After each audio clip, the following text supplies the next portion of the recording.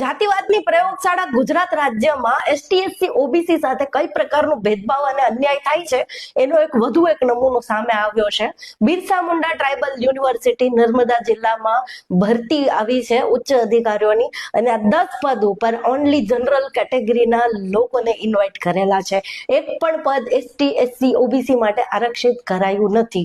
શા માટે? ભાઈ 52% ઓબીસી છે, 14% એસટી છે ને 7% એસટી છે, તો એમાંથી શું કોઈને હક નથી? અને નામ તો તમે રાખ્યું છે બિરસા મુંડા યુનિવર્સિટી, તમે બિરસા મુંડાના નામ પર, આંબેડકરના નામ પર યુનિવર્સિટીઓ ખોલો છો, પણ એમાં ઉચ્ચ અધિકારી તરીકે ઉચ્ચ પદો ઉપર જનરલ કેટેગરીના લોકોને બેસાડો છો। મતલબ તમે અનુસૂચિત જાતિ અને જનજાતિના જે લીડરો છે, મહાનુભાવો છે, એમના નામ ઉપર મોટા મોટા ઇન્ફ્રાસ્ટ્રક્ચર ઊભા કરી દો છો, પણ અનુસૂચિત જાતિ અને જનજાતિના લોકોને એમાં સ્થાન નથી આપતા। આ તમારી જાતિવાદી માનસિકતા જે છે એ હવે ખુલીને સામે આવી ગઈ છે, અને લોકોને પણ મારી વિનંતી છે કે આની વિરુદ્ધ અવાજ ઉઠાવો। તમારા મહાનુભાવોના નામ પર આ યુનિવર્સિટી ખોલી છે અને તમને જ લોકોને એમાં સ્થાન નથી આપ્યું।